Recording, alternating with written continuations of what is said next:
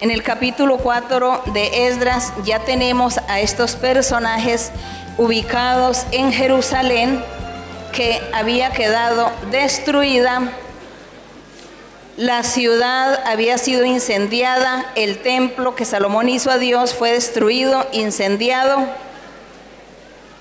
los muros de la ciudad derribados, y Dios le puso en el corazón a Darío, rey de Persia, que enviara a los principales de Israel para que fueran a Judá, a Jerusalén, a reconstruir la ciudad, el templo. Así que eso lo encontramos aquí. Capítulo 4 de Esdras dice que cuando ya ellos comenzaron a trabajar en Jerusalén, comenzaron a recibir las donaciones de todos los habitantes que dieron donación para poder construir el templo. Dice que los enemigos de Judá se enteraron, y a eso es lo que leemos aquí en el verso 1, dice: oyendo los enemigos de Judá y de Benjamín que los venidos de la cautividad edificaban el templo de Jehová, Dios de Israel, es decir, los que habían llegado de Babilonia, vinieron a Zorobabel y a los jefes de las casas paternas y les dijeron: edificaremos con vosotros, porque como vosotros buscamos a vuestro Dios, y a él ofrecemos sacrificios desde los días de Esar-Adón, rey de Asiria, que nos hizo venir aquí. ¿Qué sucedió con estos judíos?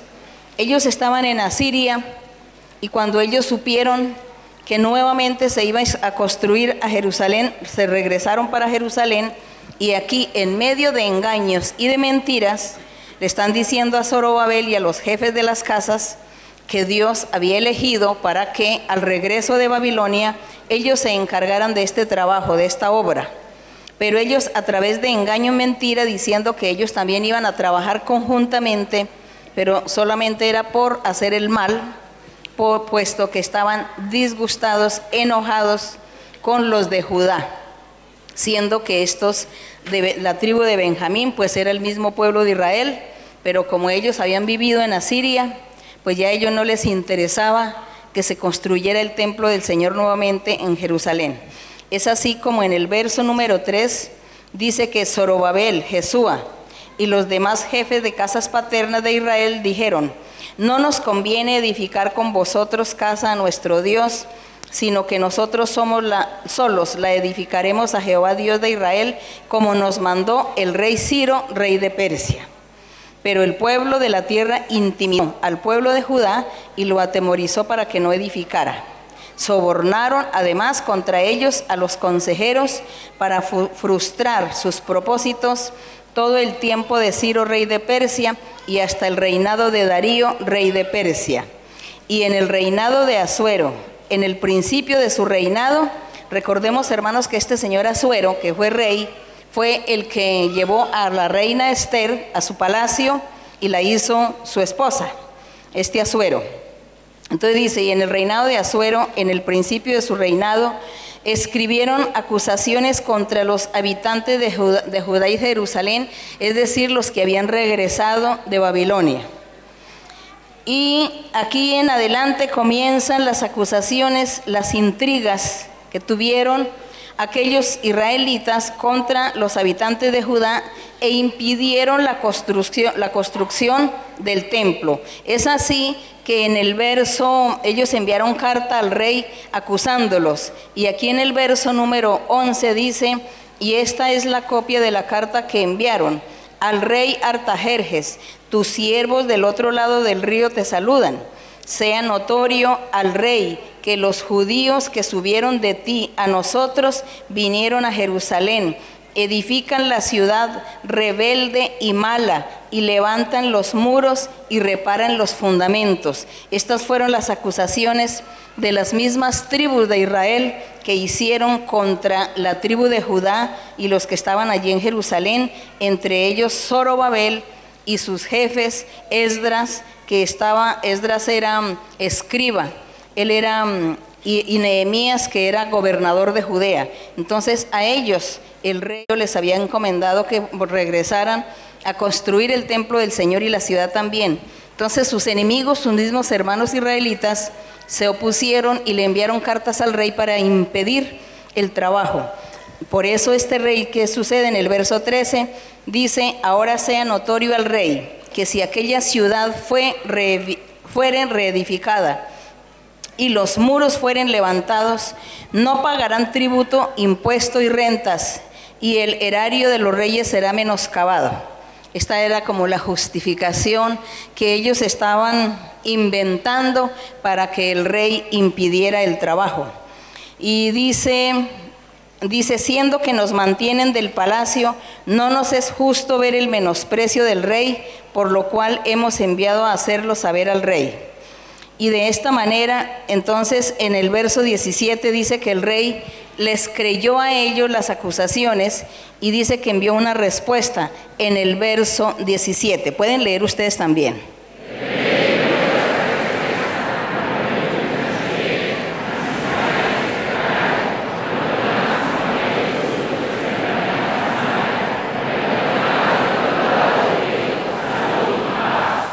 Dice: la carta que nos enviaste fue leída claramente delante de mí, y por mí fue dada orden, y buscaron, y hallaron que aquella ciudad de tiempo antiguo se levanta contra los reyes y se rebela, y se forma en ella sedición.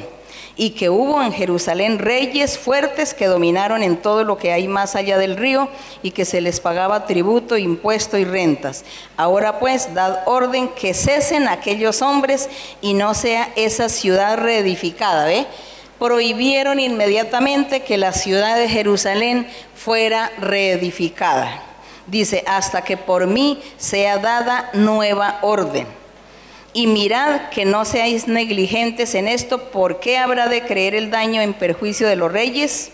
Entonces, cuando la copia de la carta del rey Artajerjes fue leída delante de Rehum y de Simsai, secretario, y sus compañeros, fueron apresuradamente a Jerusalén a los judíos y les hicieron cesar con poder y violencia. Es decir, que ahí terminó, el trabajo fue suspendido inmediatamente.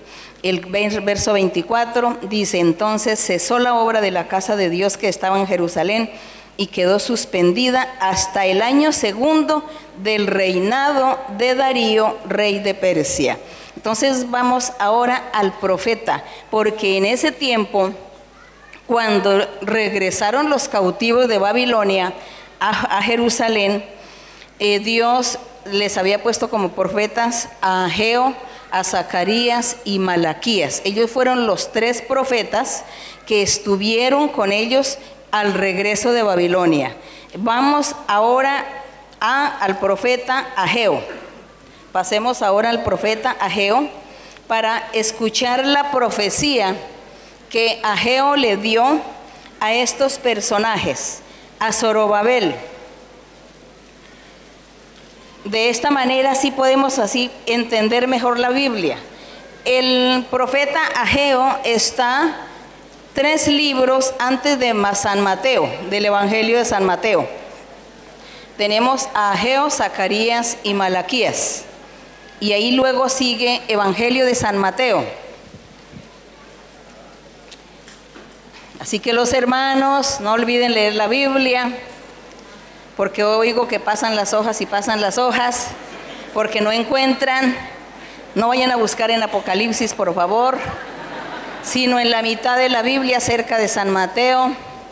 Mateo, Zacarías y Malaquías son o fueron los 3 profetas. No se les olvide, hermanos, este dato. Fueron los 3 profetas que profetizaron cuando el regreso de Babilonia, de los cautivos que vivieron 70 años en Babilonia, y Dios los regresa a Jerusalén. Recordemos que Jerusalén fue destruida, que la gente murió, que todos perecieron y otros fueron esparcidos por diferentes naciones. Recordemos que Jeremías profetizó que Dios envió a Jeremías a llevar el mensaje al pueblo, y nadie se arrepintió y nadie quiso escuchar a Jeremías. Y por eso Dios decía, llegó el fin ha llegado, el día de Jehová se ha acercado, día de tinieblas, día de sangre, día de tribulación. Y era en el momento en que el ejército babilónico se tomó a Jerusalén, la sitió y hubo mucha mortandad.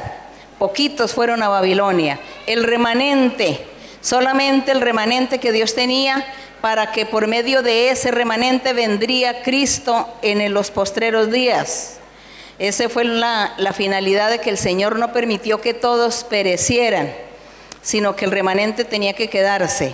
Y entre ese remanente estaba Daniel, teníamos aquí a Esdras, Nehemías, Esther, tenemos a Zorobabel, a Mardoqueo, bueno, un grupo de personas, como 70,000 personas regresaron de Babilonia. Y aquí en Ageo, que era el que estaba profetizando en ese tiempo, vamos a leer la profecía que dice, en el verso 1, en el año segundo del rey Darío, en el mes sexto, en el primer día del mes, vino palabra de Jehová por medio del profeta Ageo a Zorobabel, hijo de Salatiel, gobernador de Judá, y a Josué, o Josúa, hijo de Josadac, sumo sacerdote. Y nosotros en lo que acabamos de leer en Esdras, ahí se menciona a Zorobabel, que ellos eran con todos los jefes de las casas paternas, y Zorobabel como el jefe principal, estaban trabajando en Jerusalén, empezando ya con la reconstrucción de templo, muros y la ciudad. Y recordemos que lo que acabamos de leer dice que los enemigos del mismo pueblo de Israel impidieron la obra, acusándolos delante del rey Artajerjes. Y el rey prohibió la obra. Y dice ahí que esa obra volvió nuevamente a empezar en el año de Darío, el rey persa. Entonces, por eso aquí Ageo profetiza. Es donde vemos nosotros cómo Dios habla a su profeta, le revela y se cumple la palabra del Señor. Entonces dice que Dios le dio profecía a Ageo para que le hablara a Zorobabel, para que le dijera, no te preocupes, Zorobabel, que te impidieron hacer esta obra, quedó suspendida la obra por tantos años, pero en el año segundo de Darío, Dios volvería a despertar el espíritu del rey para permitir que su pueblo o que su remanente iniciara o siguiera con la construcción, con la reparación, con la remodelación de todo lo que se había destruido en Jerusalén. Entonces, cuando leamos esta profecía, ahí sí usted va a decir, tantas veces que leí Ageo y nunca había entendido de qué se trataba Ageo. Ahora sí voy a entender, eso es lo que hoy vamos a pensar todos. Entonces, en el verso número 2, lean.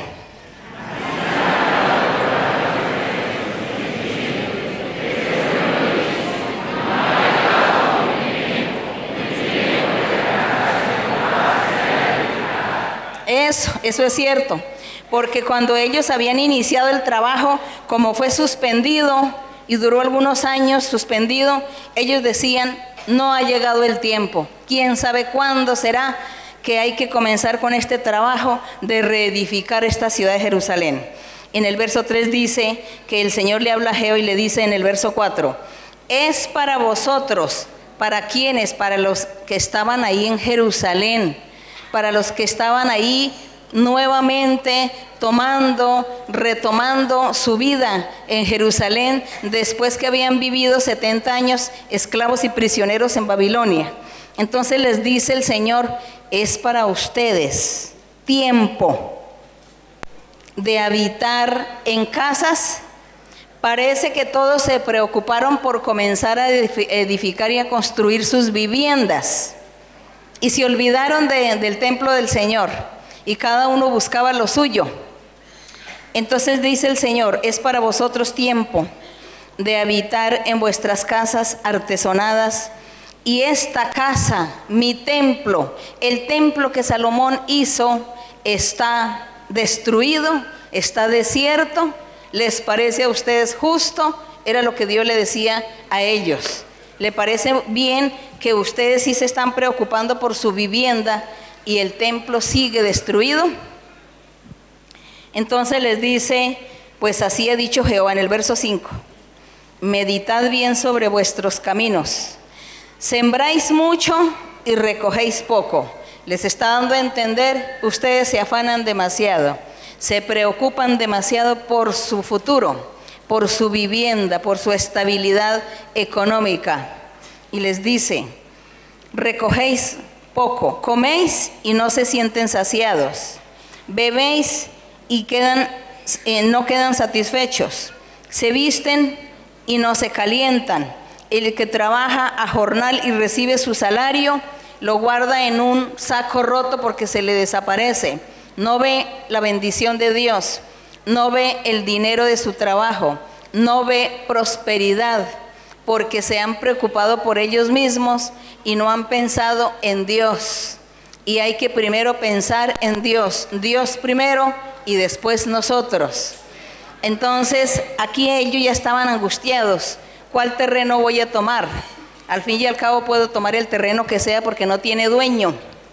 ¿Cómo voy a construir mi casa? ¿Cómo voy a vivir? ¿Voy a sembrar? ¿A dónde voy a vender? Pero cada uno preocupado por sí, y no se preocupaban por decir, ¿y el templo del Señor cuándo será que se construye para que vengamos a adorar a Dios? Entonces Dios aquí les estaba sacando en la cara a ellos estas cosas, les estaba reprochando, recriminando esto.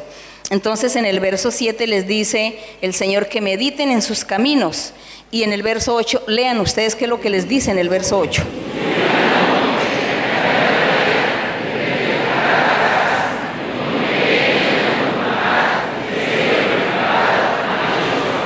Entonces el Señor le decía, antes que ustedes se preocupen por su vivienda, porque no se ponen de acuerdo y todos van y recogen todos los materiales para comenzar la construcción del templo, puesto que ya estaba este señor Darío reinando y ya Dios le había puesto en el corazón a él que permitiera que el trabajo se reanudara.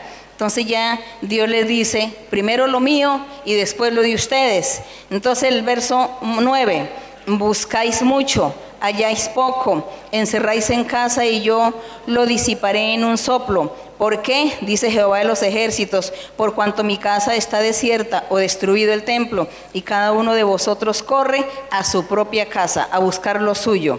Por eso se detuvo de los cielos sobre vosotros la lluvia, y la tierra detuvo sus frutos. Por eso es que les dice el Señor, por eso ustedes vivieron 70 años allí en Babilonia, sufriendo las necesidades y siendo castigados por causa de estar buscando primero lo de ellos y dejando a Dios a un lado.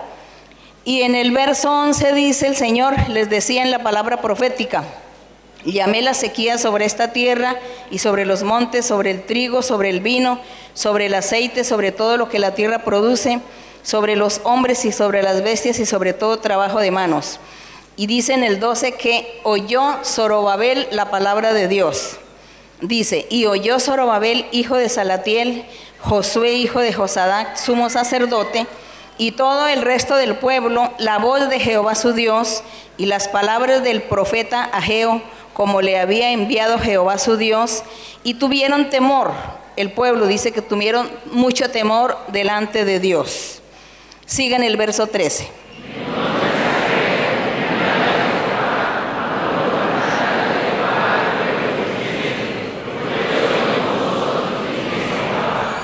Y despertó Jehová el espíritu de Zorobabel, hijo de Salatiel, es decir, le puso en su corazón, gobernador de Judá, y el espíritu de Josué, hijo de Josadac, sumo sacerdote, y el espíritu de todo el resto del pueblo. Es decir, Dios puso en el corazón de todos estos 3 hombres y en el resto del pueblo, y vinieron y trabajaron en la casa de Jehová de los ejércitos su Dios en el día 24 del mes sexto, en el 2º año del rey Darío.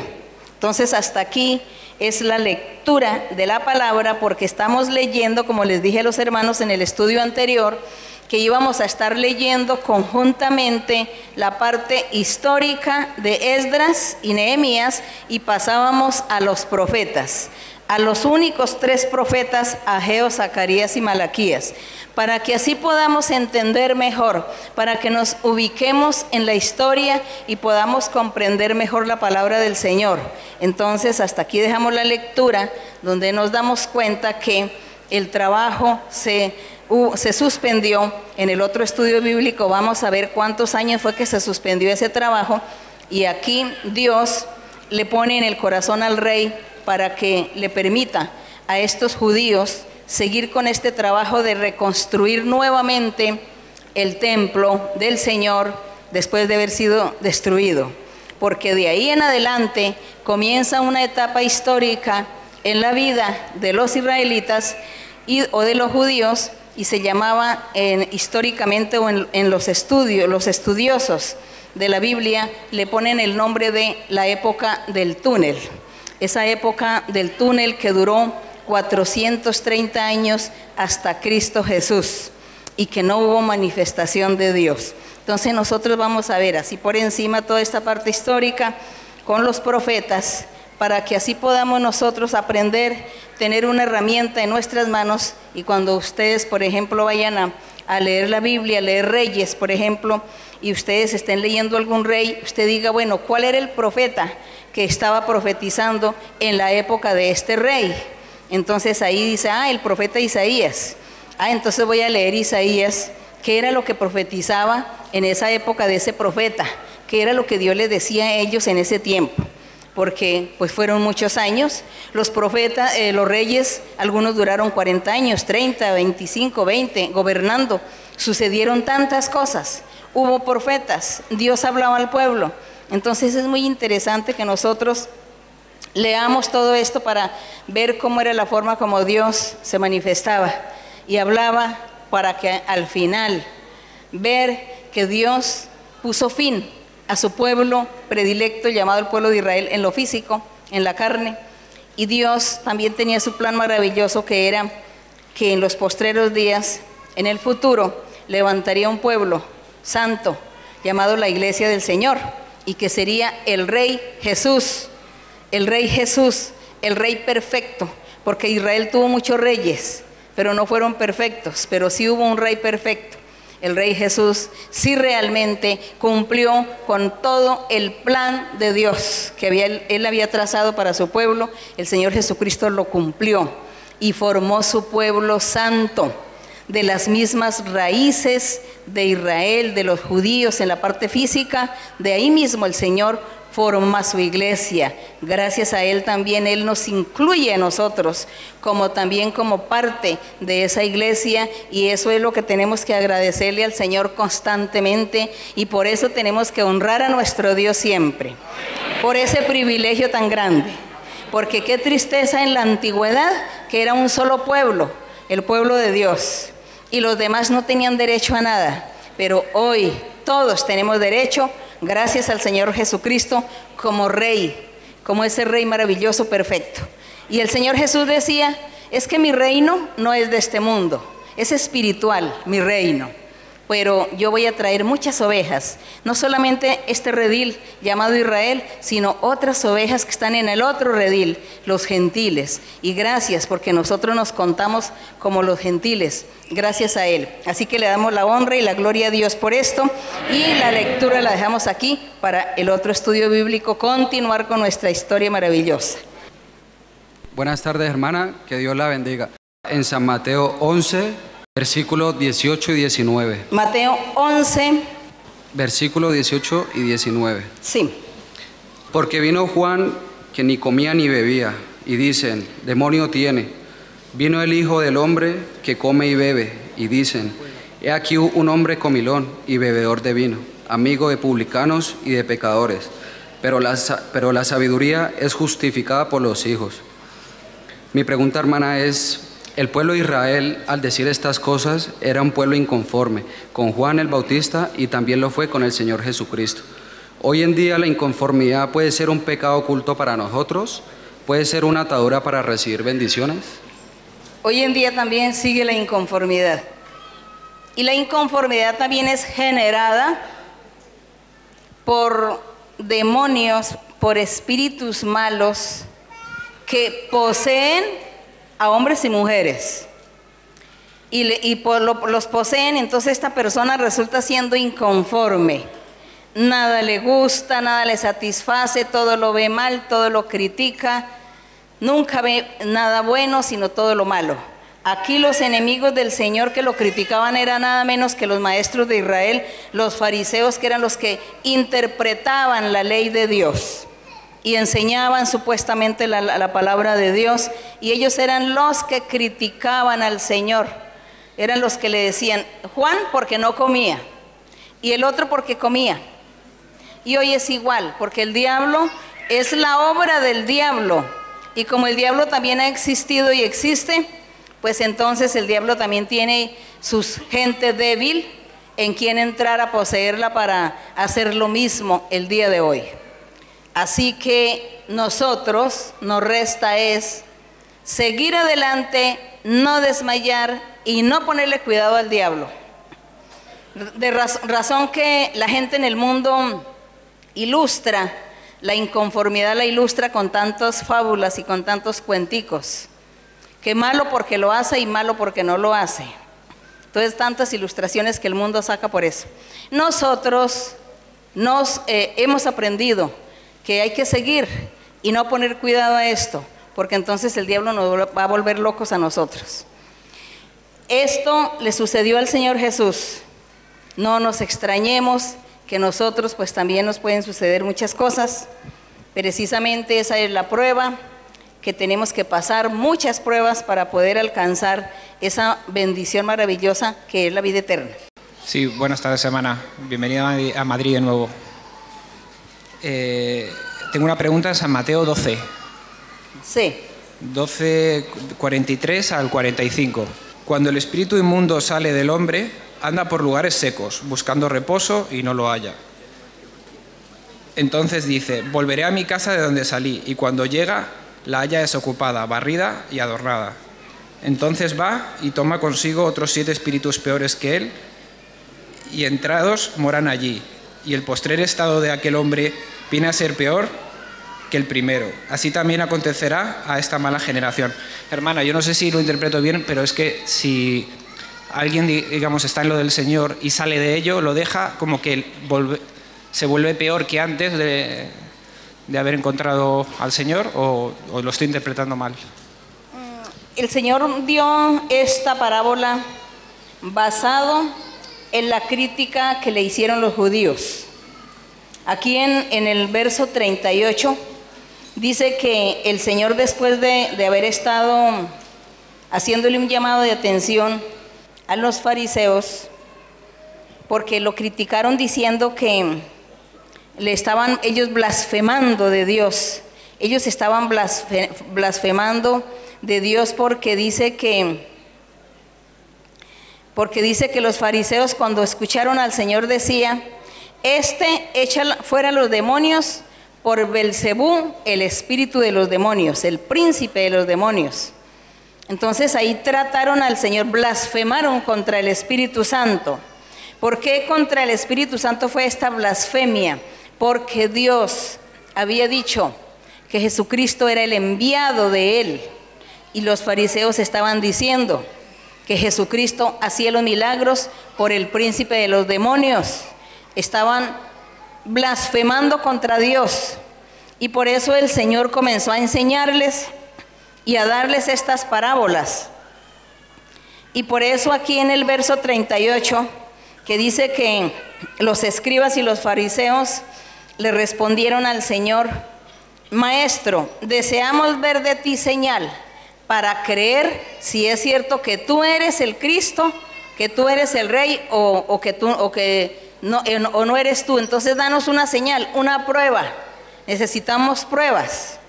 Es cuando el Señor Jesús comienza a darle esta parábola. El Señor dice, esta generación mala, los fariseos y los escribas, le dice, esta generación mala y adúltera, piden señal, pero yo no les voy a dar señal, porque ellos ya tienen una señal que Dios les dio.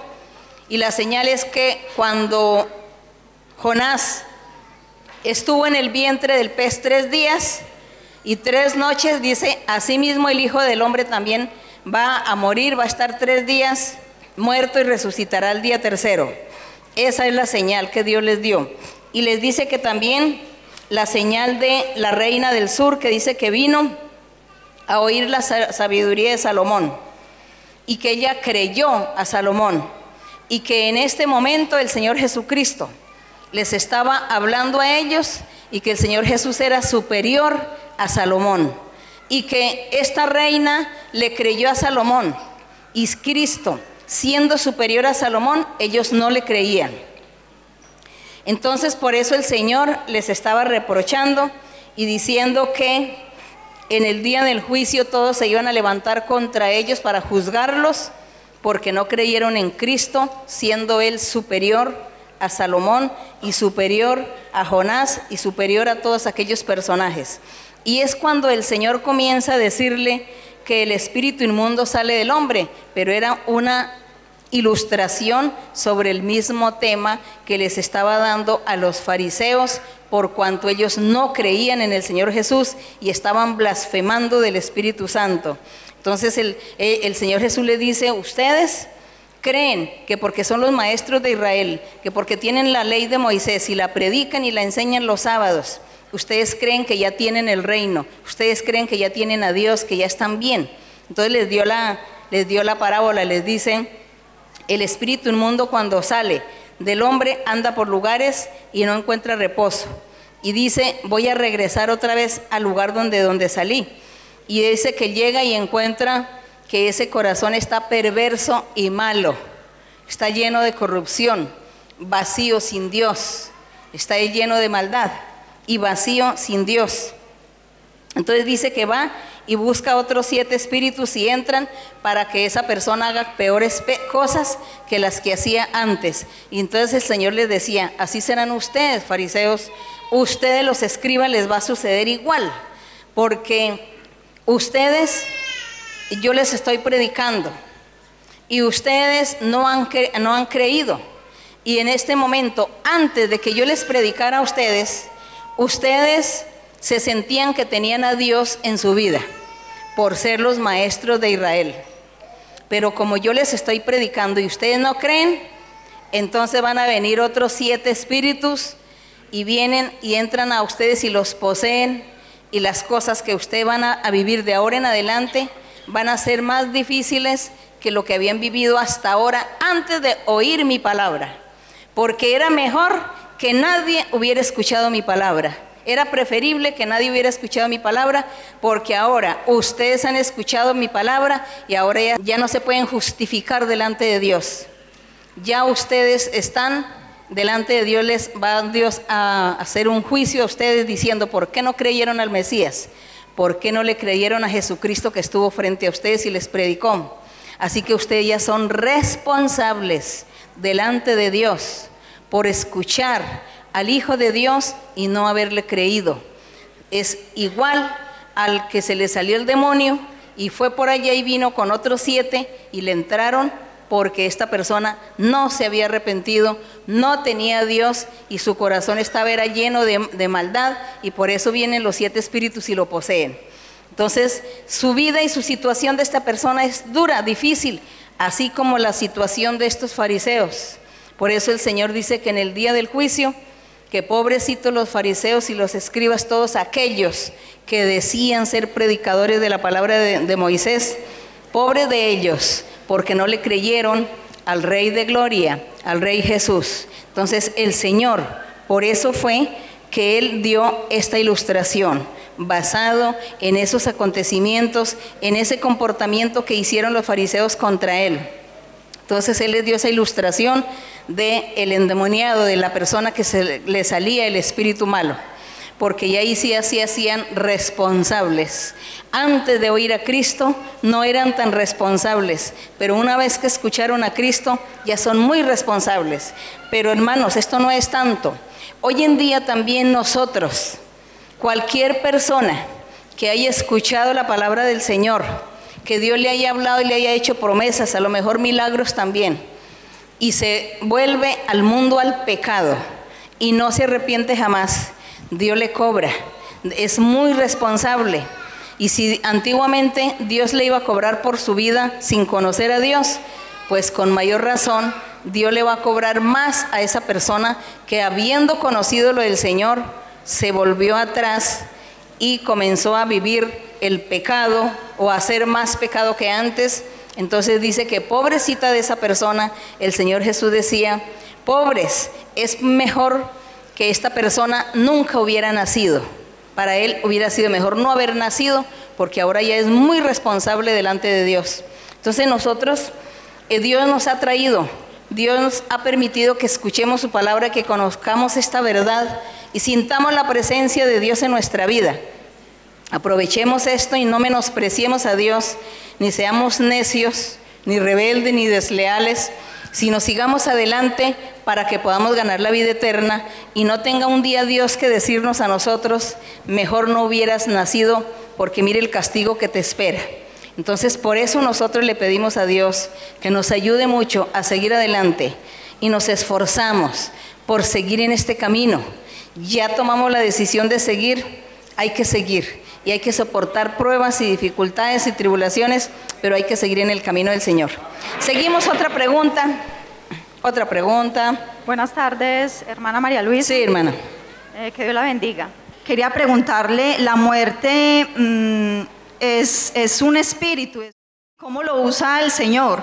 Porque puede ser como bendición cuando alguien está padeciendo tanto y una persona le puede suplicar que se lleve esa persona a la presencia del Señor, o como castigo. Esa es una pregunta. Pues la muerte no es ni castigo ni bendición, ni bueno ni malo. La muerte es un espíritu que Dios hizo para que los seres humanos que Dios creó desde Adán, pues mueran en su tiempo. Entonces envía ese espíritu de muerte a la persona para que muera. Es eso. Entonces no vamos a decir que sea buena, que sea mala, porque es algo dado por Dios. Sin embargo, el que muere en pecado y el que muere para Dios, pues sí es una muerte mala. Ahí sí diríamos que era una muerte mala. En cambio, los creyentes en el Señor, en el Evangelio se enseña que la gente que muere en Dios no muere, sino duerme. Entonces el Señor dice, no están muertos, duermen. A sus creyentes, el Señor no dice, muere tal persona, murió tal persona, no. Duermen los que están durmiendo en Cristo.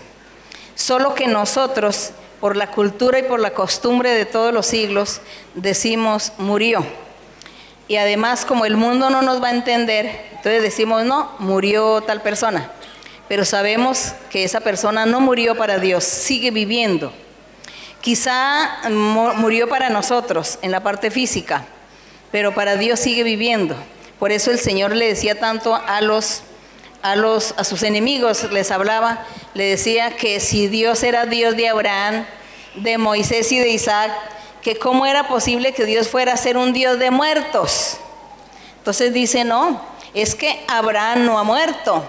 Moisés no ha muerto, él vive, Abraham vive, Isaac viven, ellos viven, Dios no es Dios de muertos, le decía el Señor, ellos viven para Dios, están durmiendo en el Señor y un día van a despertar nuevamente, mientras que el que muere en pecado, el que va a la condenación, a ese sí se le dice que murió, entonces lógico que esa muerte comienza a ser mala, ese espíritu de muerte de esas personas pues ya es malo.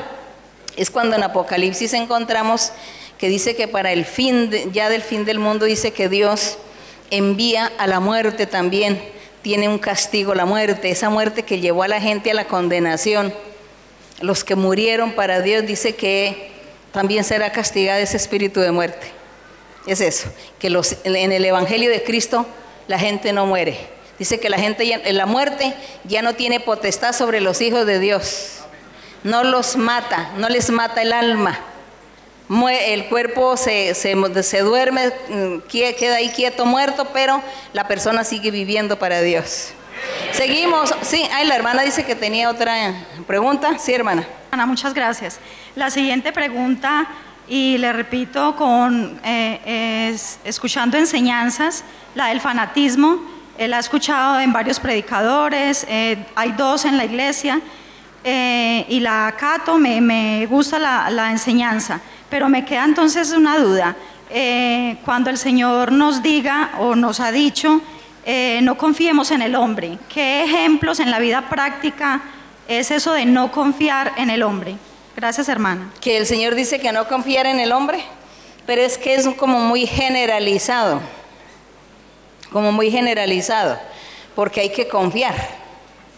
Eso sería ilógico, no confiar. Entonces, si uno no confía, pues ¿qué hacemos? No, hay que confiar. Yo pienso que cuando Dios dice no confiéis en tal cosa, tiene que ser algo muy específico, ¿no? Muy específico. Por ejemplo, la Biblia habla, no confiéis en los príncipes cuando ellos te dicen a ti que sigas adorando los dioses y los ídolos. No confiéis, así sea un príncipe que te diga a ti, adore ese ídolo porque ese es nuestro Dios. Entonces tú no confíes, no creas, no le obedezcas, por más príncipe que sea, porque él anda en el camino del error. Eso es lo que dice la Biblia. Y hoy nosotros, si Dios le va a decir a usted que no confíe en alguien, es por algo, tiene que explicarle en qué es que no puede confiar. Si tiene usted una amistad, tiene una persona que es hipócrita y falsa y lo quiere a usted robar o estafar o engañar, entonces el Espíritu Santo de pronto le dice, no confíes en esa persona que está a tu lado, que tú andas siempre con esa persona, confías en esta persona y él te quiere robar, te quiere estafar, te quiere engañar. No confíes, apártate. Eso sí, porque ese es específico. Pero si le va a decir en la profecía, y no confías en el hombre, pero ¿de qué? ¿En qué? Y nada más, pues quedamos en nada. Eso no es nada. Porque ¿cómo así que no confíes en el hombre, pero en qué? ¿De qué? ¿Qué pasó? ¿O qué pasa? ¿O qué está sucediendo? ¿Cuál hombre? ¿Con cuál persona es que yo no debo confiar? Tiene que ser completo el mensaje, completa la orientación. Porque nosotros podemos confiar en la gente y también podemos desconfiar en la gente, de alguien, ¿no? Yo no confío en tal persona, yo no voy a confiar en tal persona, estaré a la expectativa. Uno dice así, o uno dice, confío en esta mujer, confío en este hombre, es honrado, es una persona de testimonio. Entonces, como pueden ver, pues las cosas se dan. ¿Se confía o no se confía? Pero cuando Dios le diga a usted que no confíe, tiene que especificarle en qué, de quién y por qué. Bien, seguimos. Buenas tardes, hermana. Sí, hermana. Hermana María Luisa, era un deseo muy grande lo que tenía ya para decirle estas palabras, que es promesa del Señor Jehová.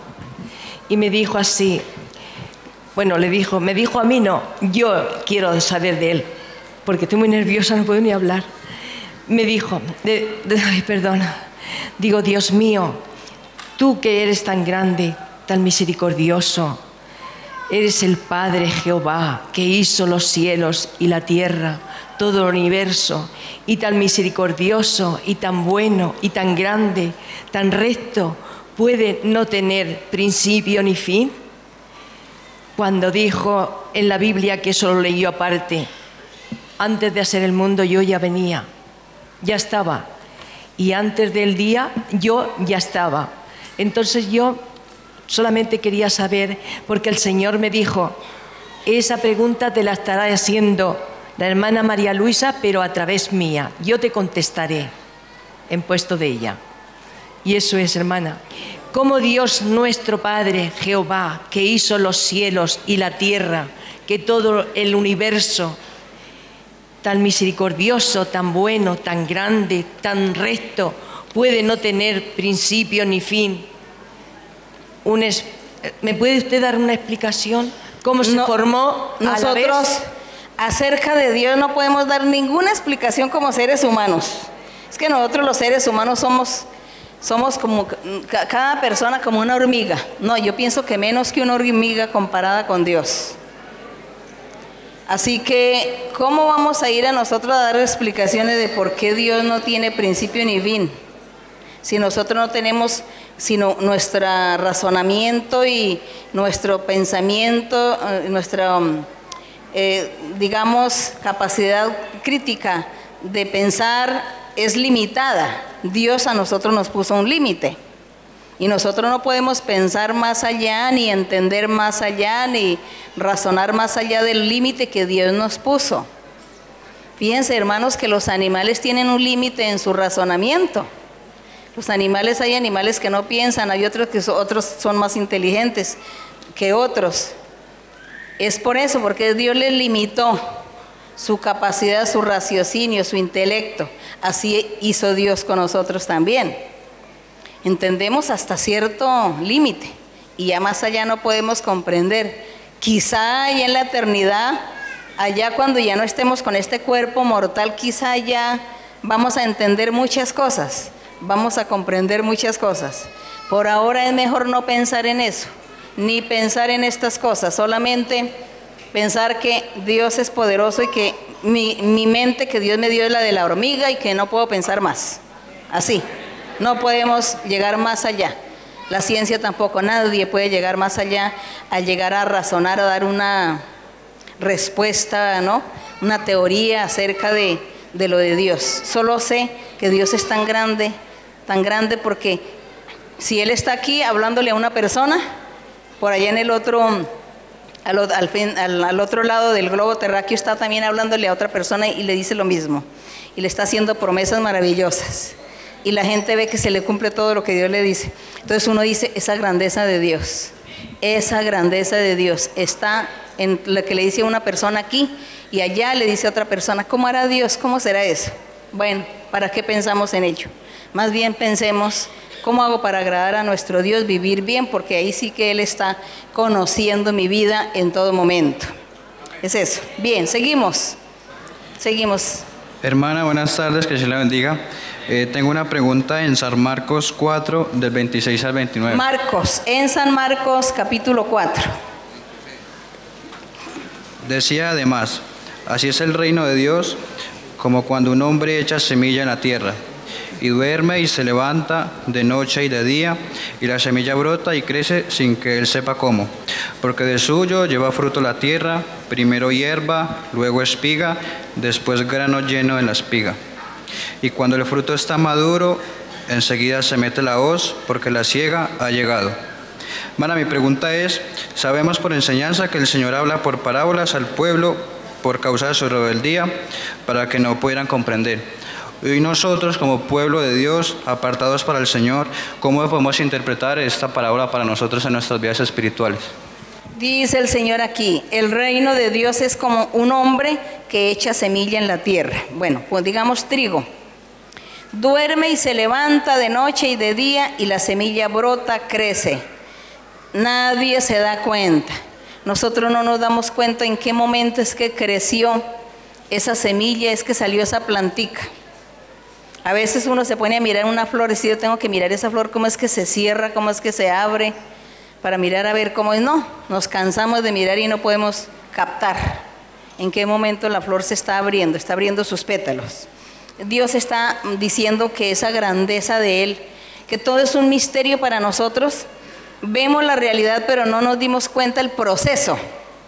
Entonces por eso dice, crece sin que nadie sepa, dice, porque de suyo lleva fruto la tierra. Bueno, dice, y después al final, el grano está maduro para cegar. Dice que así es nuestra vida espiritual. Así es la vida espiritual del hombre y la mujer. Llega la palabra de Dios, o Dios siembra su palabra en el corazón de ese hombre y de esa mujer. Y que nadie se da cuenta, ni siquiera nosotros nos damos cuenta en qué momento la palabra de Dios está creciendo en mí, está haciendo una obra milagrosa en mi vida. Ni siquiera me doy cuenta. Cuando me doy cuenta ya han pasado mucho tiempo, muchos días, y no me di cuenta cuándo fue que el Señor hizo un cambio en mí.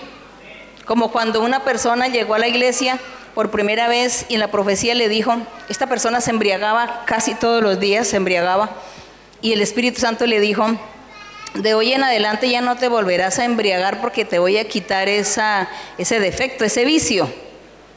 Y él se enojó y dijo, no, pues yo le voy a llevar la contraria. Y de ahora en adelante pues voy a beber más para llevar la contraria. Y se fue enojado.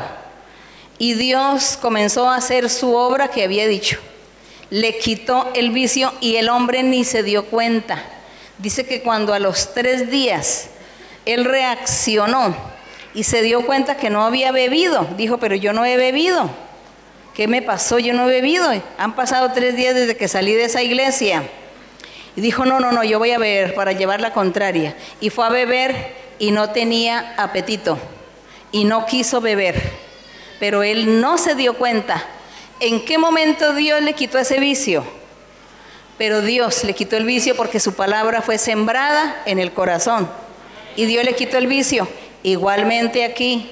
Dice que siembra y el hombre no se da cuenta cuando crece el arbolito y cuando da el fruto.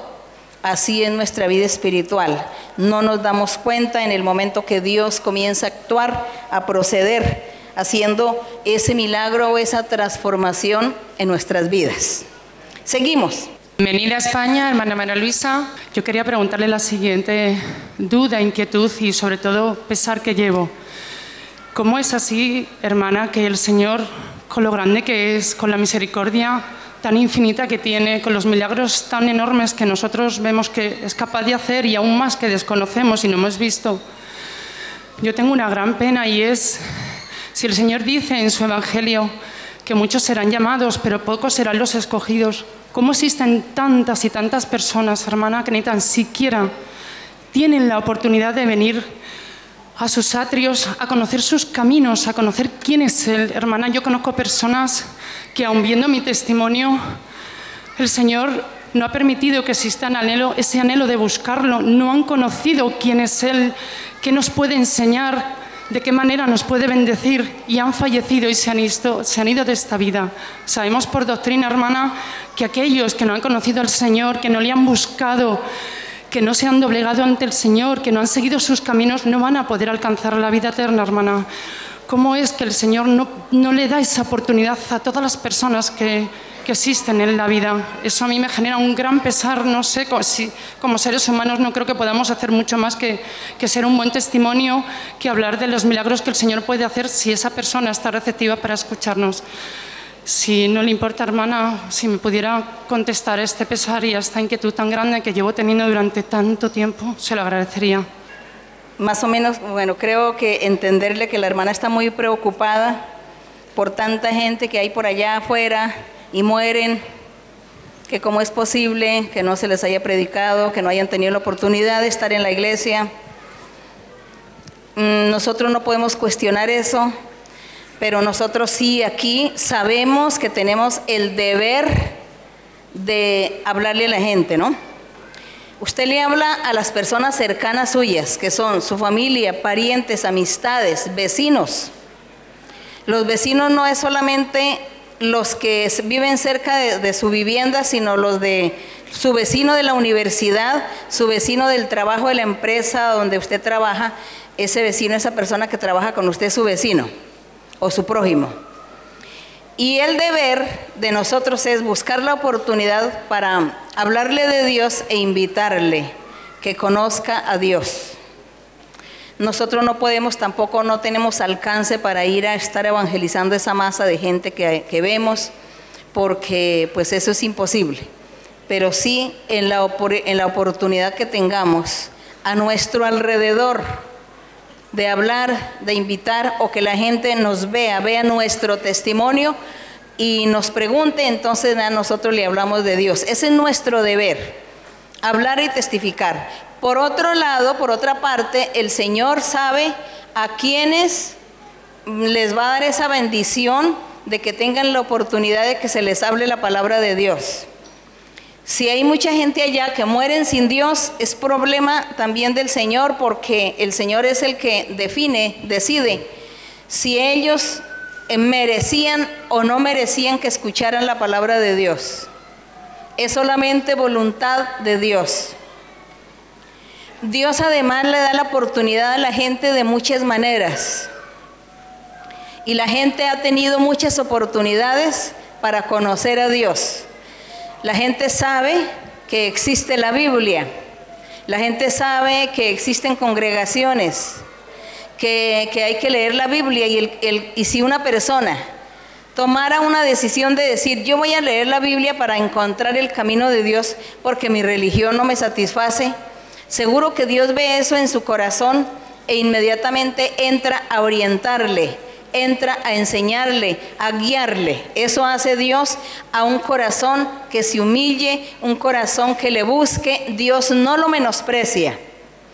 Y si allí encontramos afuera, seguramente habrá personas que mueren sin Dios, es porque ellos buscaron que sucediera esta cosa en su vida, porque oportunidades Dios les ha dado a la gente. A la gente Dios siempre le da oportunidades para que conozcan su palabra. Nosotros no sabemos cómo es que Dios se mueve y trabaja con los corazones de la gente, dándoles oportunidades. Por ejemplo, a veces sucede una catástrofe, y en esa catástrofe Dios permite que eso suceda para que la gente reaccione y se acuerden de Dios, comiencen a pensar en Dios, a invocar a Dios, pero la gente ni con todo eso lo hacen. Y si alguien dice, Señor, acuérdate de mí, ten misericordia de mí, sucedió esta catástrofe, Señor, me salvaste la vida, ¿qué quieres que haga? Dios no va a menospreciar ese corazón. Dios entra a guiarle, a enseñarle de una u otra manera. De cualquier manera Dios entra a enseñarle. Así que nosotros no podemos cuestionar nada de estas cosas, porque Dios a todos los seres les está dando oportunidades. Así como cuando Dios aquí dijo del pueblo de Israel, les mandé profetas desde siempre, desde temprano comencé a hablarles a través de los profetas para que se arrepintieran y no quisieron arrepentirse, ahora les llegó su fin, le decía el pueblo de Israel. Asimismo hoy Dios hace en el mundo, porque la palabra de Dios está difundida, ahora está el internet, abrir internet, ahí se encuentra quien hable de Dios, la Biblia, lean la Biblia. Ahí encuentran, y el que lo haga de corazón, pues Dios entra a hablarle a esta persona. Así que no vamos a decir que es que Dios no es misericordioso. Él es misericordioso, solo que Él a nosotros nos está encomendando un trabajo que quizá nosotros no hemos podido entender cómo es que hay que hacer ese trabajo, pero tratamos de hacer el trabajo. Pero realmente el que evangeliza al mundo es Dios, porque de diferentes maneras hace que una persona conozca el camino del Señor. Entonces, no es que Dios se olvide de la gente, es la gente que se olvida de Dios, que no se preocupan, y por eso les suceden todos estos males. Bien, seguimos adelante. Hermana, buenas tardes. Tengo una pregunta de la Biblia en Proverbios 8:13. Proverbios 8:13. Sí. El temor de Dios es aborrecer el mal. El temor de Jehová aborrece la soberbia y la arrogancia, el mal camino y la palabra perversa. Temer a Dios es morir al pecado. El temor de Dios reina en nosotros porque estamos bajo la gracia del Espíritu Santo, quien nos da los frutos del Espíritu, que son amor, gozo, paz, paciencia, benignidad, bondad, fe, mansedumbre, longanimidad y templanza. Daniel y Job fueron varones perfectos y hallaron gracia ante el Señor. Hermana, si por favor nos instruye sobre cómo nosotros los creyentes debemos edificar, trabajar cada día para alcanzar esa perfección espiritual y como servidores del Señor no fallarle, y que cada uno de nuestros pasos sean encaminados a agradar al Señor en el temor a Dios. El temor, dice que el temor a Dios o el temor de Dios es aborrecer o apartarse del mal, de hacer el mal, que es el mismo pecado. Por ahí empieza el temor a Dios, y no el miedo a Dios, sino más bien es la honra a Dios. Temor es de amar a Dios, temer a Dios, digamos, amar al Señor. Entonces dice que si amamos a Dios, tenemos que separarnos o apartarnos o rechazar el mal, las debilidades y vicios, todas las cosas malas y desagradables que yo haga en mi vida o esté haciendo. Las tengo que abandonar, las tengo que dejar. Eso se llama aborrecer el mal, porque de esa manera es que yo puedo decir que tengo temor de Dios, o amo a Dios, o quiero honrar a Dios. Entonces, cuando ama uno a Dios, quiere agradarlo, y querer agradarlo es aprender qué es lo que tengo que quitar para que Él se agrade de lo que yo hago, en pensamientos, en hablar, en actuar, acciones, en todas estas cosas tengo que preocuparme y estar meditando siempre qué debo hacer o dejar de hacer para agradar a Dios, porque Él es el que me ve, nadie más sino Dios es el que me ve. Por ahí empieza ese temor a Dios, y es cuando también Dios comienza a bendecir a aquellos que se proponen estas cosas bonitas, de tenerle temor. Seguimos. Muy buenas tardes, hermana Sí, María hermano. Luisa. Sí. Que el Señor la bendiga a usted y a su comitiva. La obra de La Coruña le manda un caluroso abrazo, hermana. Hermana, mi pregunta está en el libro de Génesis. Génesis 5:32, donde dice, hermana: y siendo Noé de 500 años, engendró a Sem, a Cam y a Jafet. En Génesis 6:3 vemos que el Señor le dio 120 años al hombre para que se arrepintiese del pecado, hermana. En Génesis... Antes de Noé. Antes de Noé les dio un plazo de 120 años para que se arrepintieran, que fue lo que tiempo que duró Noé construyendo el arca. Y en Génesis 8:13 vemos que Noé tenía 601 años cuando abrió la cubierta del arca, hermana. Entonces mi pregunta es, veo que hay 19 años perdidos, o el Señor ya le había dado la orden a Noé antes, hermana. Muchas gracias. Es que usted pensó que...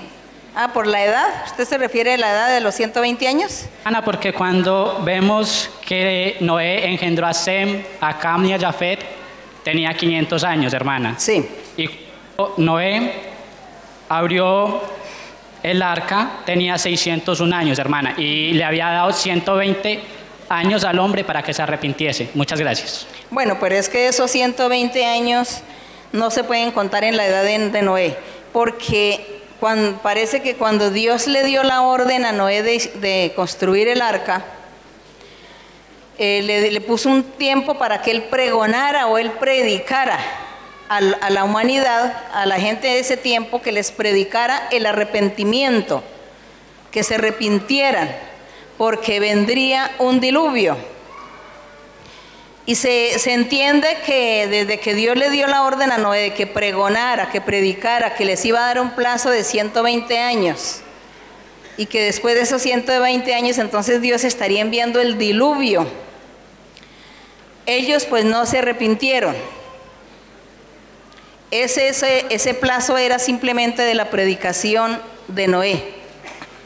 No sabemos cuándo fue que Dios le dijo a Noé que comenzara a predicar, si fue en el momento que le dijo construye el arca. No sabemos si fue que Noé duró 120 años construyendo el arca o menos, pero sí Dios le dijo que predicara durante 120 años, que estuviera predicando.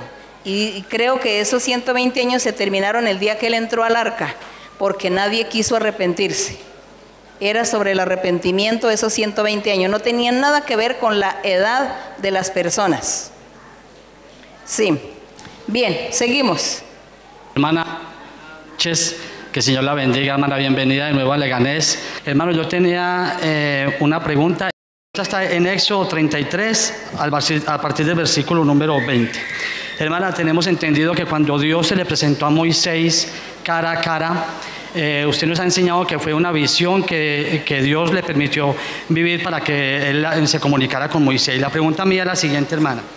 En Éxodo 33, a partir del versículo 20, dice: dijo más, no podrás ver mi rostro porque no me verá hombre y vivirá. y dijo aún Jehová: he aquí un lugar junto a mí, y tú estarás sobre la peña. Y cuando pase mi gloria, y yo te pondré en una hendidura de la peña, te cubriré con mi mano hasta que haya pasado. Después apartaré mi mano y verás mis espaldas, mas no verás mi rostro. La pregunta es la siguiente, hermana: ¿fue algo real entre Dios y Moisés o fue otra visión que Dios le permitió vivir? No, fue realidad, fue una realidad.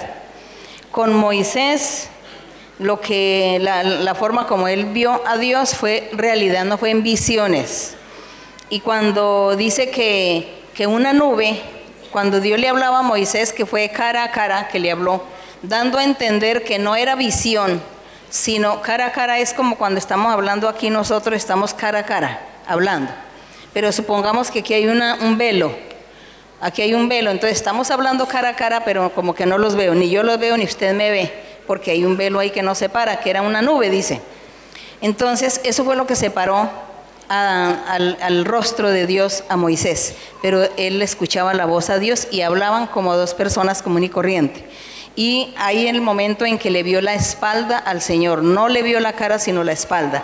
Cuando Moisés dice yo hablé cara a cara con Dios, o dice la Biblia que Dios habló cara a cara con Moisés, sí es así, porque no era visiones sino algo real. Eso se llamaba cara a cara, pero no era que le estaba mirando la cara a Dios, sino escuchando a Dios ahí a través de esa nube.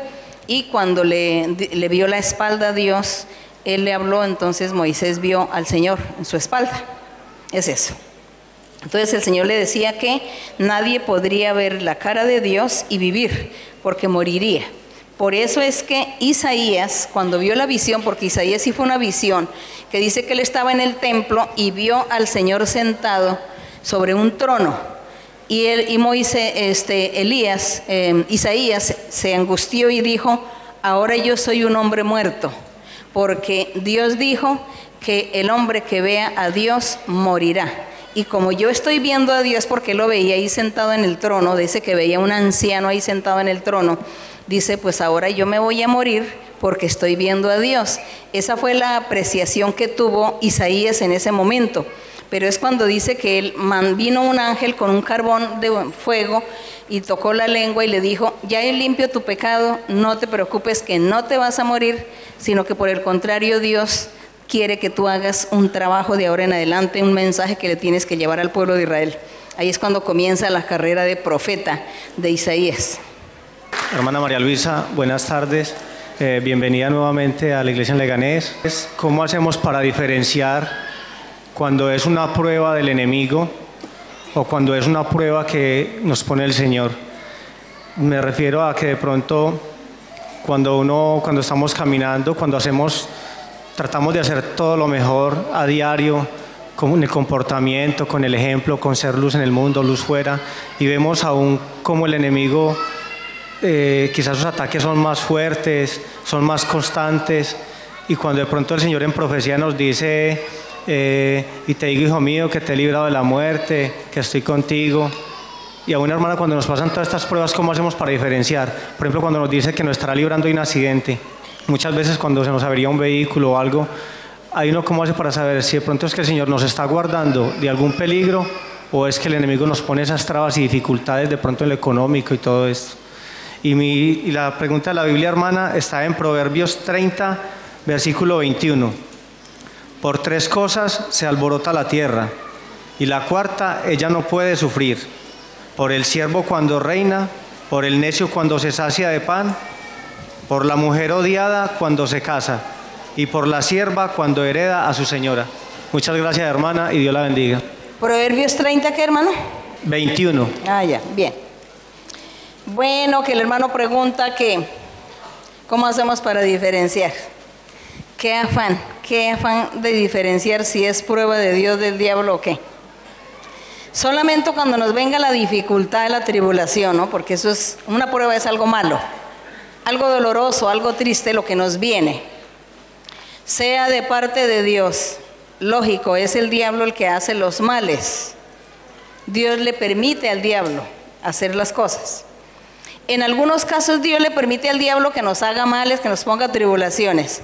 Y en otros casos el diablo nos ataca por envidia, por rabia, por lo que sea.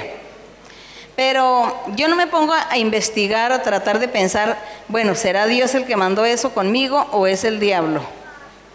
No, pues todo viene, el diablo es el que hace todo eso. Uno tiene que examinarse, porque si andamos mal con el Señor, pues lógico que nos van a venir males. Nos van a venir pruebas y dificultades y tribulaciones por causa de nuestro pecado. Si usted considera que anda bien delante de Dios y le vienen tantas tribulaciones y dificultades, tienes que orar simplemente, clamar en oración, hablarle a Dios, pedirle a Dios, sea que Dios mandó la prueba o no la mandó, hay que pedirles a Dios. Y decirle a Dios, Señor, no permitas que el diablo me venga a hacer males.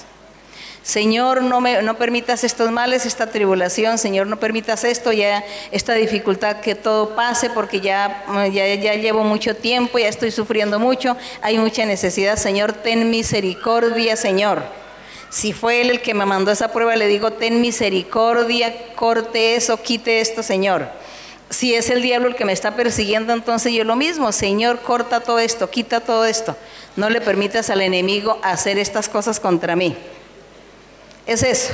Pero nosotros no vamos a ponernos ahí, estar pensando y distinguiendo, mirando, ¿será de Dios o será del diablo? ¿Será que Dios mandó la prueba? No, porque tendríamos que andar nosotros también como en esa perfección para ir a decir que bueno, que eso ya es que el diablo me odia y que me tiene envidia y que es solamente el diablo el que quiere hacerme males. Nosotros siempre pensamos eso, que el diablo es el que nos quiere hacer males, pero está la oración a Dios, y está también cuando Dios nos guía, cuando Dios nos habla, ahí Él nos dice cómo estamos. De pronto Dios nos da sueños, o en visión o en profecía nos dice, nos hace una amonestación.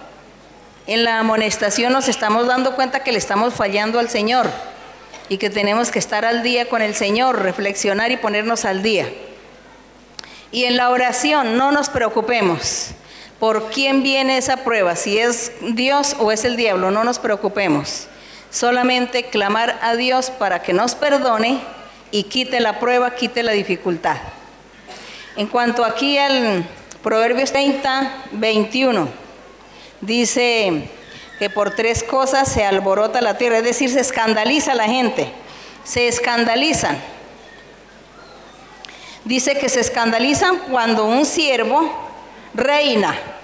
¿Por qué se escandaliza? Porque cuando hay un rey, el que hereda es el hijo primogénito. El primogénito es el que hereda el reino. Y resulta que en este caso, el rey fue y le dio el reino al siervo. Seguramente el hijo fue muy desobediente y él quiso pues darle una experiencia y le quitó el reino y se lo dio al siervo. Entonces cuando comienza el siervo a reinar, pues el pueblo se alborota, todo el mundo se escandaliza, porque cómo es posible que un siervo va a estar reinando, que eso no debe ser así. Entonces comienza como la crítica, ¿no? Y dice que también dice que la mujer que odiada, que se casa. Entonces dice que la mujer odiada y se casa. Bueno, pues quién sabe cómo sería también en aquella época una mujer odiada. También la cultura en esa época, la mujer un poco reprimida, y si era odiada, entonces deseaban lo peor. Lo mejor que le podía suceder a una mujer en aquella época, en la antigüedad, lo mejor que le podía suceder a una mujer era ¿qué? Casarse, ¿no? Casarse y tener hijos. Eso era lo mejor, el premio. Entonces la mujer que no se casara, pues eso era una deshonra. Eso era lo peor que le hubiera podido suceder en la vida. Así que hoy ya no es así. Hoy ya la cultura, a nadie le interesa si se casa o si no se casa. Eso ya es... Hoy hay otras cosas más importantes, ¿no? Para el hombre, para la mujer. Hay otras cosas más importantes que casarse y tener hijos. Hoy de pronto una mujer dice, no, yo quiero prepararme, estudiar y trabajar y viajar y conocer y bueno, ser una alta ejecutiva, ser la presidenta de una multinacional, quiero ser presidente de una república. Eso es lo que hoy de pronto desea una mujer, pero nunca piensa en que para ella lo primordial es casarse. Ya eso no existe, o no existe en nuestra cultura. Quizá hoy exista eso en algunos países, seguramente, pero en nuestra cultura no. Bueno, en los países que exista, pues seguramente sí. Entonces dice que cuando una mujer es odiada y sí se casa, entonces que les da más envidia a aquellos que no querían a esta mujer. Pero esto es de unas culturas por allá, de unos lugares que esa cultura pues nosotros no la conocemos. La otra dice que la sierva, dice cuando una sierva hereda ¿a quién? A su señora. Entonces dice que la sierva hereda a su señora, es lo mismo que el rey, le dio el reino a su siervo. Entonces aquí ya es la señora que en vez de dejarle la herencia a sus hijos o a sus hijas, se la dio fue a la criada, a la sierva que le ayudaba. Entonces que todos los demás pues que se alborotan y empieza la crítica, ¿cómo así? ¿Por qué es esto? Entonces aquí también faltó cuando personas, se ha oído en la historia de personajes que han heredado a los gatos o a los animales, les dejan toda la herencia. Eso se ha escuchado, que en vez de dejarle a la familia le dejan al perro y al gato la herencia. Esto de proverbios son cosas de la vida que pasan. Aquí no está diciendo que es bueno, que es malo, que es pecado, no. Eso es lo que sucede en la vida allá en el globo terráqueo, la vida del hombre. Sí, seguimos.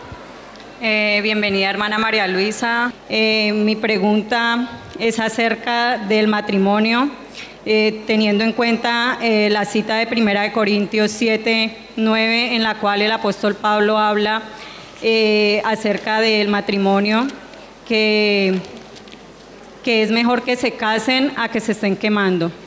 Mi pregunta es, los matrimonios en la iglesia, en cuanto a lo sentimental, el Señor nos hace muchas promesas, pero muchos venimos con un pasado en el cual también tenemos hijos, y quisiera saber si aquellas mujeres que tenemos hijos, pero que el Señor nos ha hecho esa promesa de la bendición sentimental y esperamos en el Señor, podemos gozarnos de aquella bendición en su iglesia.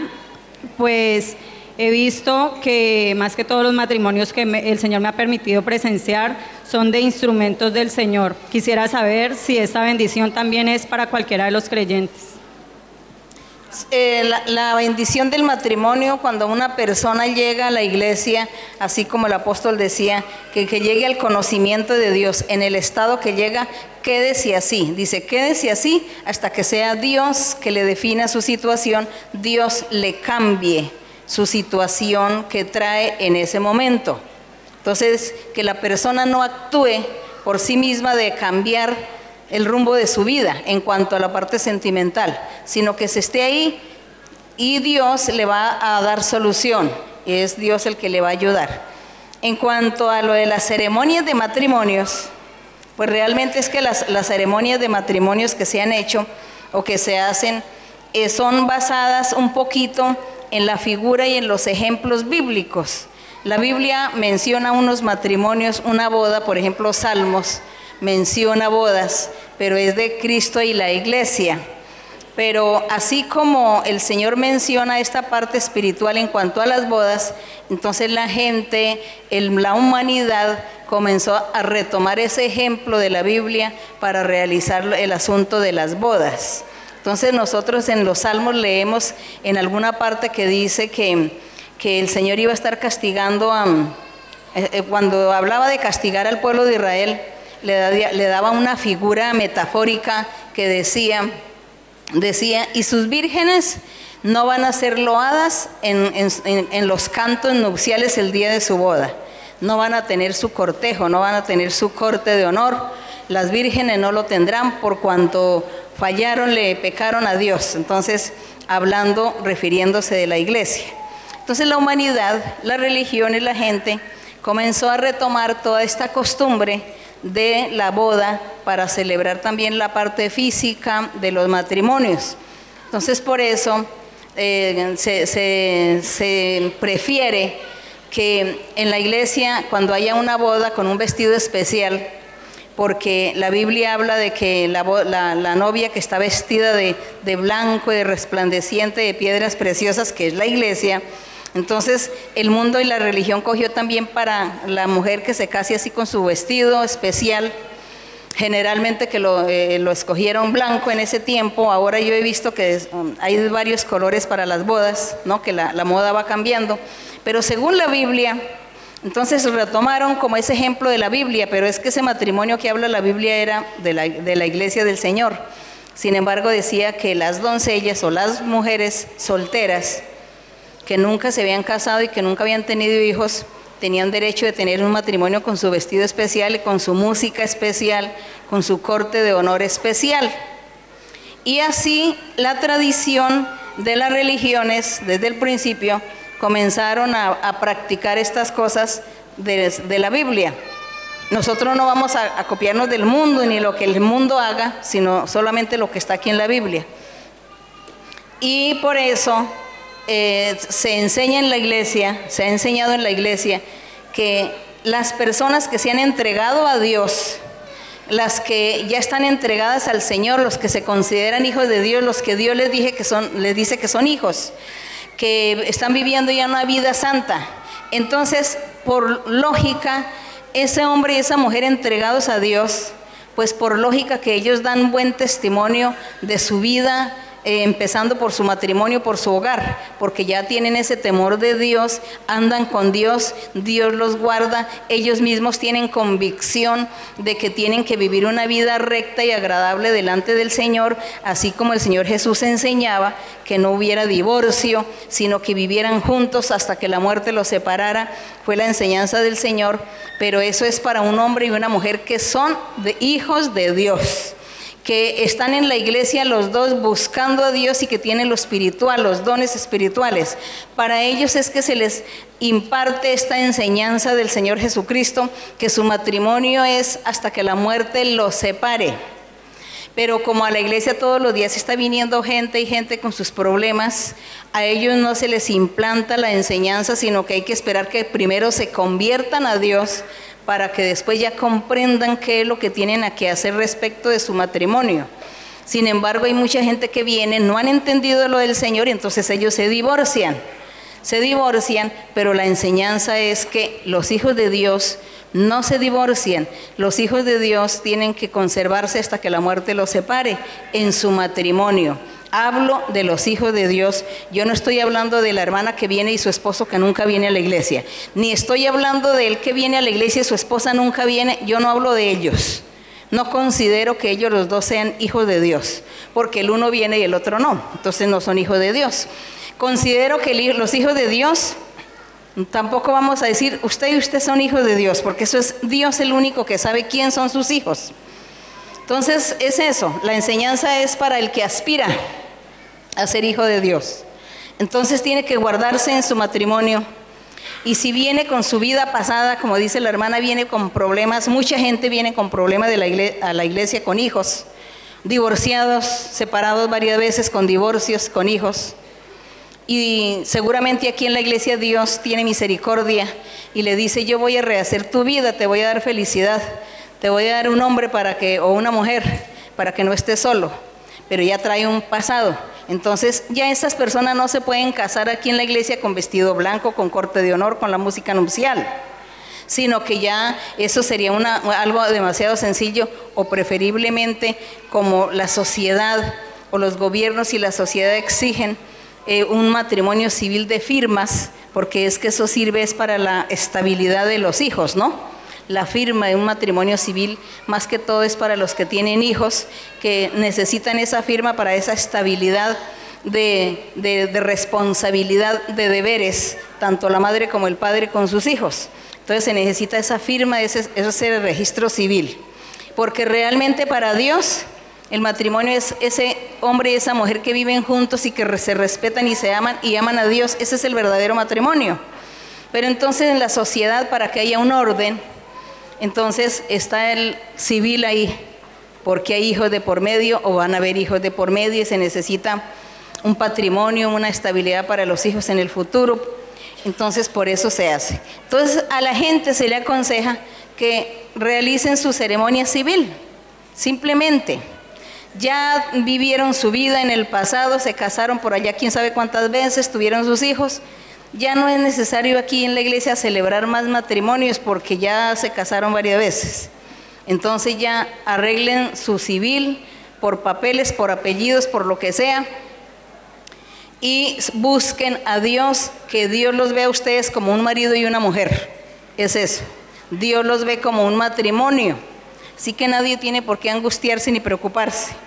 Entonces las jovencitas que nacen en la iglesia, que crecen en la iglesia, deseando que yo quiero mi matrimonio de vestido blanco, que me canten la marcha nupcial y que yo tengo damas de honor y que la corte de honor. Bueno, la jovencita tiene que conservarse, cuidarse de no ir a tener hijos, porque el día que resultó en embarazo y sin casarse y sin nada y tuvo el hijo, entonces ya no se puede hacer su matrimonio así tan bonito como lo deseaba.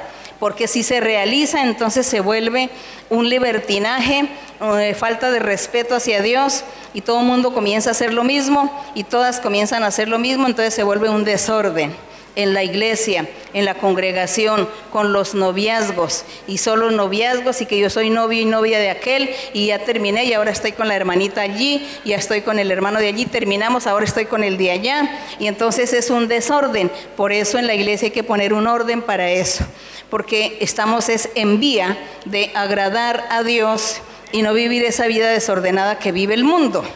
Entonces quizá eso a veces la gente ve que aquí somos demasiado exigentes.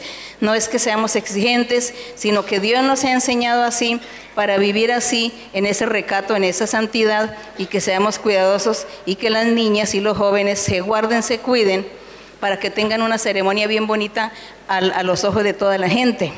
Y entonces el día que nosotros nos pongamos con esos libertinajes y con esos desórdenes, pues Dios nos castiga. ¿A quiénes castiga? A los dirigentes. ¿A quién castigó Dios en la Biblia? A los dirigentes del pueblo de Israel. No al pueblo, sino a las cabezas, a los que dirigían. Les dio la responsabilidad y ellos se pusieron a permitirle a la gente libertinaje, que porque pobrecito, que pobrecita, que porque es mi amigo, mi amiga, que porque es esto. Entonces hubo un desorden y había la tolerancia, y Dios castigó eso. Castiga a Dios a aquellos que pone que no prediquen, no enseñen. Aquí se enseña, mas no se obliga. No se obliga a nadie, sino solamente se da la enseñanza. Entonces cada persona sabe si obedece o no obedece. Pero que Dios nunca diga que yo no enseñé y que toleré y alcahueteé y que Dios me tenga que cobrar a mí. Entonces yo enseño, la gente no obedece, pues eso ya no está en mí. Enseñé, dije, hablé y no lo hacen, eso ya es problema de cada uno. Entonces es eso, hermanos. Ese es el asunto del matrimonio, es muy complejo, pero de todas maneras Dios sí da la felicidad a las parejas. Dios les permite que tengan su boda. A los que se divorciaron, Dios les permite, porque lo he visto, que vuelvan y tengan su pareja, pero que agraden a Dios. Eso es lo que Dios quiere, que se le agrade a Dios. Ponernos de pie, hermanos, vamos a estar orando. Vamos a orar al Señor. Vamos a orar a nuestro Dios en esta noche y darle gracias al Señor. Nuestras peticiones delante de Él, necesidades, anhelos del corazón. Vamos a estar orando con nuestro corazón, nuestra alma. Vamos a darle libertad también al Espíritu Santo. Padre Santo, gracias, Señor. En esta noche estamos aquí, Señor. Estuvimos deleitándonos en tu palabra como siempre, meditando en esa parte histórica de tu palabra, del pueblo de Israel. Hablando, Señor, cuando tú cumpliste tu promesa, tu palabra profética a través de Jeremías, y la cumpliste, que volvió el pueblo después de 70 años, y toda la profecía que tú le diste a estos profetas, mi Señor, para construir el templo. Pero la mirada tuya hacia el futuro, la mirada tuya para los postreros días, eso es lo más hermoso, porque tu mirada para los postreros días era tu iglesia, la obra de nuestro Señor Jesucristo, la obra del Espíritu Santo, la conformación de tu iglesia, Eso era, Padre mío, tu plan. Esa era tu mirada al futuro. Gracias, mi Señor. Pasaron tantas cosas tristes, angustiosas, desagradables, mucha tribulación y angustia. Y hoy nosotros, Señor, estamos disfrutando de tu mano poderosa, disfrutando de tus promesas y de esa palabra que tú hablaste a tus siervos los profetas en la antigüedad. Estamos hoy disfrutando de tu palabra viva, de la obra del Espíritu Santo, de la presencia del Espíritu Santo entre nosotros. Estamos disfrutando, Señor, de tu gobierno. Tú nos estás gobernando, nos estás dirigiendo, guiando, enseñando, nos corriges, nos amonestas, nos enseñas. Gracias, Señor. Gracias, Señor, por este privilegio. Deseamos que nos llene de tu espíritu, del conocimiento de tu palabra para salir a predicar, Padre. Gracias, Padre. Cuando tú apareciste en la tierra predicando, enseñando, poniendo tu plan, fue hecho, realizado, concluido. Tu iglesia comienza a florecer y queremos que levantes hombres y mujeres llenos del poder del Espíritu Santo, llenos de tu gracia y llenos del conocimiento de tu verdad, de tu doctrina. Hombres y mujeres que se comprometan a trabajar y a servirte, esperando la sanidad de los cuerpos, quitando las enfermedades, dando salud, devolviendo los oídos, devolviendo la vista, devolviendo las articulaciones, devolviendo la salud a los órganos internos y externos, devolviendo la salud a todos aquellos que necesitan de ti, quitando brujerías y hechicerías, maldiciones, rompiendo las cadenas y las ataduras y las ligaduras, destruyendo la obra maligna. Gracias, Padre, porque tú estás concediendo los anhelos del corazón y las peticiones y las necesidades de cada uno. El trabajo, abre puertas, Padre, abre puertas y rompe las cadenas, abre puertas, mi Señor. Gloria a Dios. Gracias al Señor. Gracias le damos al Señor por sus bendiciones, por la respuesta que Él nos da a todas las peticiones y todas las necesidades de hoy. No solamente aquí en la iglesia los presentes, sino todos los que están viendo y escuchando en diferentes lugares. Todos han participado de la bendición del Señor. A todos el Señor les da su bendición porque ninguno se va sin la bendición de Él. Gracias le damos a nuestro Padre por Jesucristo, su Hijo amado. Gracias a ustedes, hermanos.